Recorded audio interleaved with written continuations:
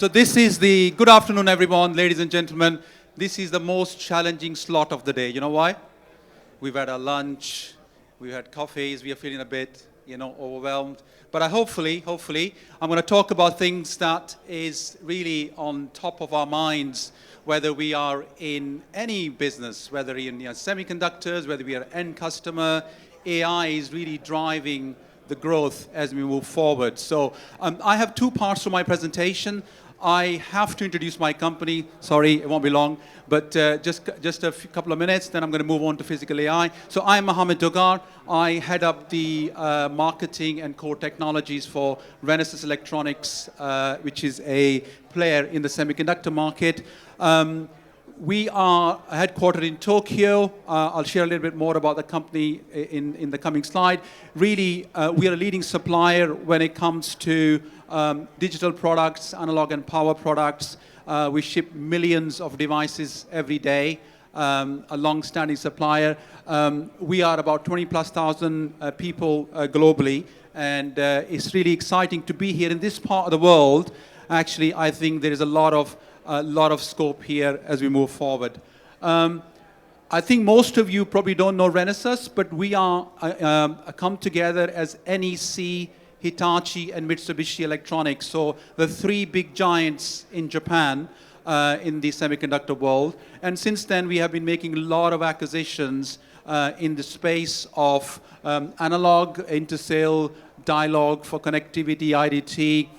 Reality AI is a very interesting acquisition we made on the AI space. I'll talk a little bit more on that. And most recently, we acquired Altium, which is a PCB design tool. Ultimately, whether it's semiconductors or whatever, it's all about making our lives easier and smarter, right? All of us are busy people. We need to make sure things just work. And that's what Renesas really at heart is, to be able to really drive the innovation for people. In terms of our products, three camps. So we have microcontrollers, which is really the edge at the edge in terms of AI. But whether in this room, you're sitting here, there is actually multiple probably Renesas devices when it comes to lighting, to heating and ventilation, the air con, and all the environmental side. So we do everything from what you have in your houses, from your washing machines to your appliances, to all the way what's in the industry. So we are the major supplier. Automotive, most of the cars, 9 out of 10 cars that you drive will use Renesas components as well. And then we have also analog and power devices and other parts as well. So let's move on to the exciting part of the presentation. So when I was thinking about this keynote, there is a lot of discussion about AI, right? Every day you open your LinkedIn, you look somewhere, there's something about AI. But I wanted to sort of break this down and to see where the trajectory is going, right? So I'm going to talk something called physical AI. But before I do that, I wanted to talk about what I call is the third wave of AI, right? So in the last decade or so, what we've been seeing is something called perceptive AI, right? What does that mean? That means you have some sort of sensors collecting some data, right? And then you perceive the information from the application. And then you do classify that data, you make some sort of anomaly detection. But that is very much a reactive behavior. So perceptive AI is very much you're looking for some threshold, some limitation you set in your motor, in your surveillance application, and detect something. Oh, this is a cat, this is a man, and it's like more of a reactive behavior, right? And that's the era we've seen the last decade, and it's still ongoing from a perceptive. But the second part is what we've seen is more in the last couple of years is what we call is generative AI, right? We've seen the ChatGPT. We've seen DeepSeek in China, right? What generative AI has done, we have a lot of transformers when it comes to sort of mathematics, handling with a lot of big data, it's more like a data-driven activity. I always say there's more data in the world that we need, right? But it's all about good data. So what generative AI has done to be able to create, meaningful information, but it's more prompt directed, right? It's more about creating the content. So generative AI is the way we live, right? And of course, this is very important. But where I want to focus a lot more in my presentation is the next part, right? We've seen in the last 18 months a lot of talk about agentic AI, right? Actually, agentic AI is an integration of perceptive AI and generative AI. It's more goal-oriented, right? You have an agent, AI agent running in a Salesforce environment, for example, looking for certain patterns or certain things, right? So agentic AI is, of course, also going beyond some of those controlled applications. But remember, this is very much what I call is the autonomous side. That's the first time when we move from perceptive AI to generative AI, this is more autonomous. So you want to deploy a system with certain knowledge, and then it's got to make autonomous decisions, right? We've seen, by the way, cars in terms of autonomy driving as well. But it's very much goal-oriented. But where the world is really going is the physical AI, right? And physical AI is interesting. It's really extending the agentic AI capability in the physical world. Now, this is now we're talking about everything's fully autonomous. And the biggest difference here is a lot of especially in the generative AI, you're talking a big reliance on cloud, big resources, right? And actually that's another topic, right? Amount of energy that generative AI type of models are taking is unsustainable. There's not enough energy in the world. But what we want, especially the people in this room, we are in the real industry or edge AI side of application. And a lot of the cases, you don't want to rely on cloud where you can train the data, come back and deploy it onto your device and make a decision. You want to be able to make an autonomous decision. Just like the car that you drive, right? You have autonomous driving, maybe a lane departure system. You don't want to be downloading a new update, as you are driving. So what really changes is the physical AI is where it's going to be a lot more autonomous, and it's going to change the shape of the world. I know there is a lot of discussion, right, when I'm having dinner with my friends and saying, hey, AI is going to take our jobs. I think it's a debate. I mean, AI is probably going to replace jobs, right? We've seen for example, in medical, right? You have radiologists who has, taking certain X-rays and doing some analyses. Of course, through AI, it's going to be a lot more, comprehensive. But then you still need radiologists to make the detection in terms of diseases. Okay, moving forward. So what I want to talk about is physically, what is the challenges that we as an industry has to solve? The first one for me is all about perceptive capability. Think about a robot, right? If you have, let's talk about a very simple robot application. Actually, at Renesas, on our booth, we have a floor detection robot application. For example, you have a robotic vacuum cleaner that comes into this room. He has to be aware of the environment, so-called spatial awareness, right? Where are the abstractions? What are the dimensions of the room, right? And also real-time reasoning, right? It's got to be able to perform a task. If a vacuum is coming through this chair, he can't go through under this. He has to change course, right, as well. The second part is the generative capability. As you're perceiving your environment, the robots has to make a plan. It's almost like an architectural plan to say, if I'm moving around this room to pick up, I don't know, some heavy object at the back of the room, I have to be able to make those plans. And it's also got to be action generation, right? Once you make a plan, you detect, you have to take an action. But most importantly, it's got to be a continuous learning, right? Remember, there is no cloud backup here now, right? So you've got to be able to learn from the environment, and what we call is adaptive learning. It's got to do that. And the third part is the agentic execution.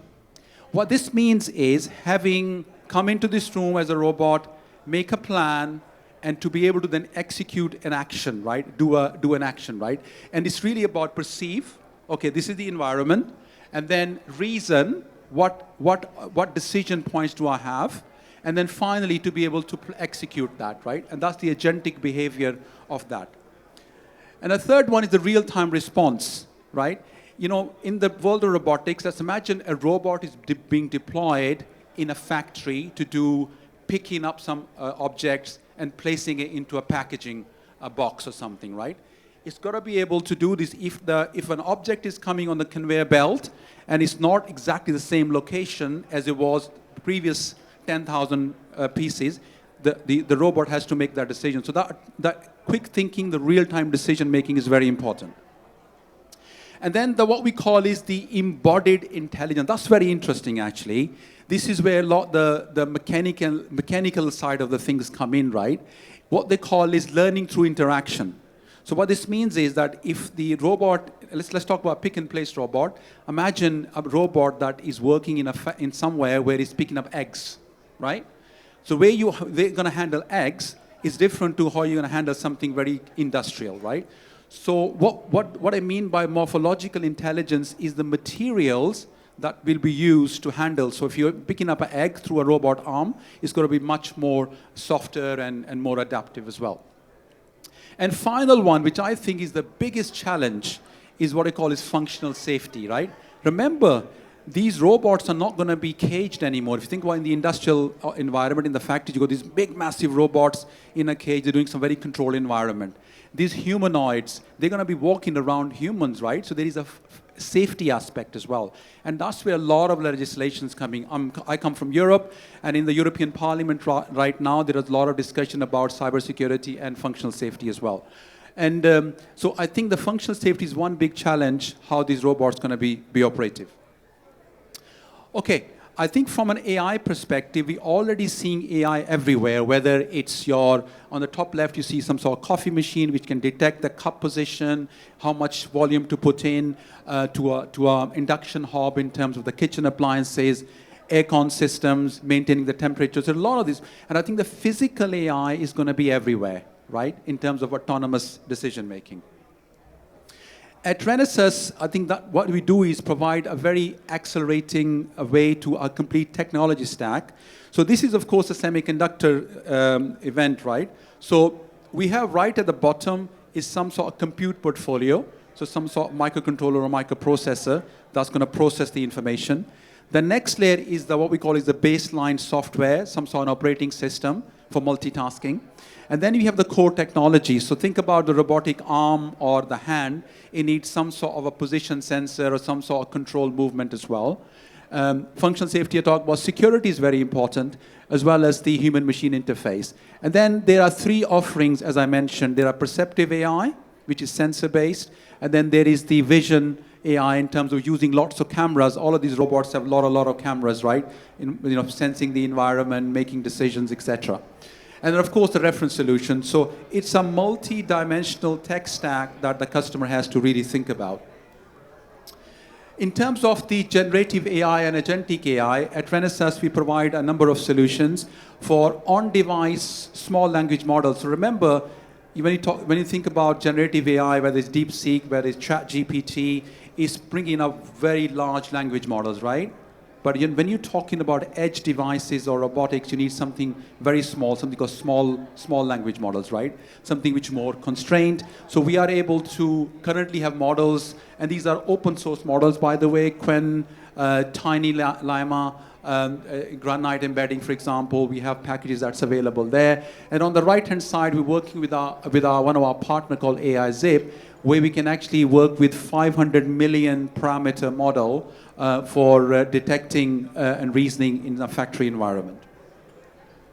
In terms of the perceptive AI, so what we do have, you think about it from the left-hand side, we have market segmentation. So whether it's industrial automation, for example, or home automation, agriculture, for example, there are a lot of deployments in the agricultural field, how we can improve the yield of the crop by adjusting the water flow, by adjusting the chemicals and the things you put into the crops as well. So it's all being controlled through that. And then, of course, energy management is the big thing. To be able to do a right load management, what's coming from the grid, what is being used by the consumer, and be able to do more dynamic tariff settings. I guess maybe in Dubai, energy is not a big problem, but where I come from in Europe, it's expensive, right? So, but anyway, I think energy is a problem as well. Healthcare, I talked a little bit about earlier as well on the healthcare, on the diagnostic side. One of the biggest thing I'm seeing in the healthcare is the robotics intervention, robotic surgery, where you have robots are being used for certain surgical operations as well. And there is some early work being done on that. And then, of course, education and retail as well. Some of the examples, for example, is the object detection or body estimation in terms of how many people are in this room. Based on the people, we can set the certain temperature in the room. So again, that's getting more intelligence as well. But biggest thing is the predictive analysis. So think about the heating and ventilation system in this room, right? Some of the solutions that we provide as Renesas is where you're able to do an early detection on the aircon if there's a refrigerant leak, gas leak, for example, before it really comes to a stop. Or on the motor control side, if there's some mechanical wear and tear as well. So we provide the solutions in terms of real-time analytics, voice. So on the voice side, what's really happening right now is, I think we all used to saying, hello Siri, do X, Y, Z. But now you want to be what we call is language interpretations, right? The real, as I'm speaking, regardless of my accent and my speed, devices to be able to pick up what we call is NLU, natural language understanding, right? And you'll be able to, so that's a lot of work going on that, and we have some solutions on that as well. And of course on the vision, predominantly around cameras, whether it's cars, whether it's surveillance, whether it's quality control on a factory floor, right, where you are actually looking for defects or changes in the behavior on the product side. So from our perspective, what we provide is what we call is the auto ML tool. See, the biggest challenge in AI is most of us in this room are embedded people, right? We understand hardware, we understand software, but we're not data scientists, right? So I think that's the biggest gap the industry has. So we saw that, and we're saying we want to be able to support the embedded engineers to develop AI.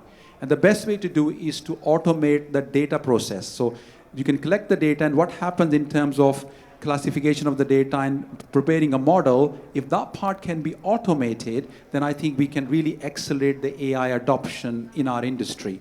So we have what we call is auto ML tools, where within our development environment, you have a way to collect the data, and then depending on what accuracy you want. For example, again, let me take an example of this room. You want to set the temperature of this room at 22 degrees or, 15 degrees, whatever, right? Having, if you want 100% accuracy, the model is going to be very huge, right? But if you say, it's okay to have a 90% accuracy, then of course it's going to take less resources as well. So it's very important from that point of view. Then we have something called Renesas heterogeneous model integration. That's very important. So if you think about the CPUs today, most of the CPUs in the past devices had one CPU, one core doing most of the work. But now in the AI world, we have heterogeneous architecture, meaning you have a CPU, you maybe have a second core to do security or functional safety.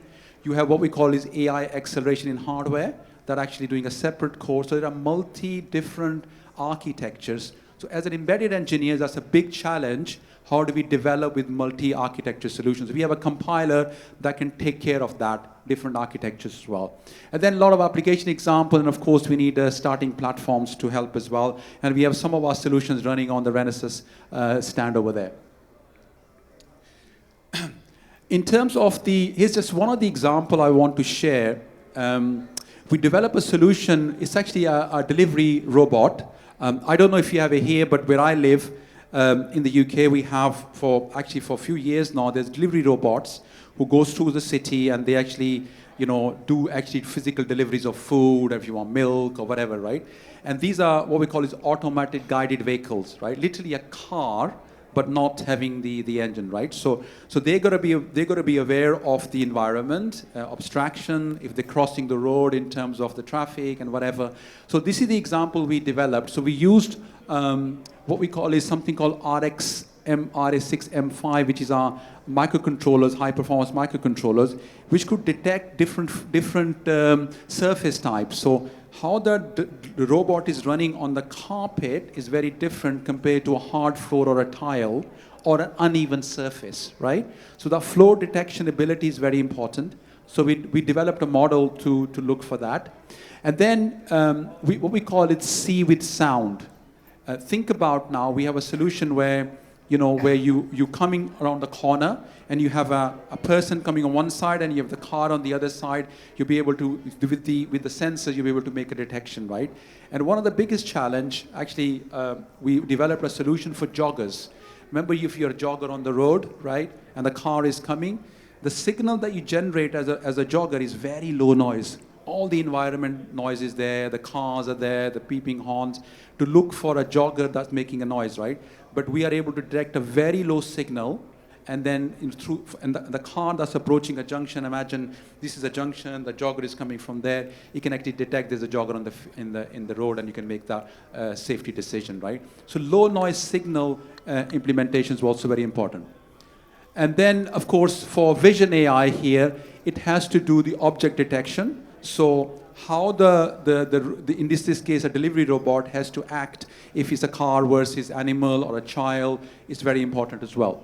So look at, just in one delivery robot, you have multiple AI applications. You got the vision, voice, real-time analytics. From a voice point of view, the robot comes in front of your house. You say, yeah, I'm Mohammed Dogar, or detects from your voice or whatever, and you open up and access your thing. So it's a complex problem, but this is where a lot of work is going on as well from an AI perspective.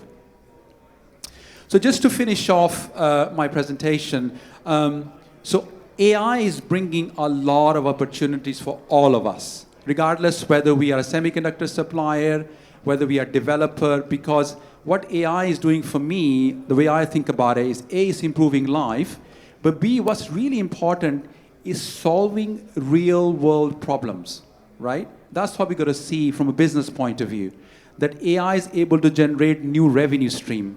If I'm a customer, I'm not going to add more cost to my design just because it's a nice feature. But I will add AI if it solves a problem, whether it's security, whether it's whatever, right? And B, I'm able to sell an extra feature on my device, right? So that's very important as well. So I think from an AI perspective, I talked about three things, remember? Perceptive AI, which is more, reaction-based AI. Something happens, you have a model running, it makes a detection and act. The second is generative AI, which is more content-based, where you're actually making more decision based on a particular. And then the agentic AI, which is more goal-oriented, right? And it is autonomous. It's able to make a decision. And finally, the physical AI, where you can really, be more autonomous and real-time decision-making as well. I feel that AI is going to disrupt, and we're already seeing it across data centers, across applications, making lots of waves as well. From Renesas standpoint, we provide, of course, the hardware, but also the software and the solution building blocks to help accelerate this. So I hope together we're going to take advantage of this really nice wave for better for humans, for more smarter life, to solve real world problems, and of course, let's do more business together. Thank you very much.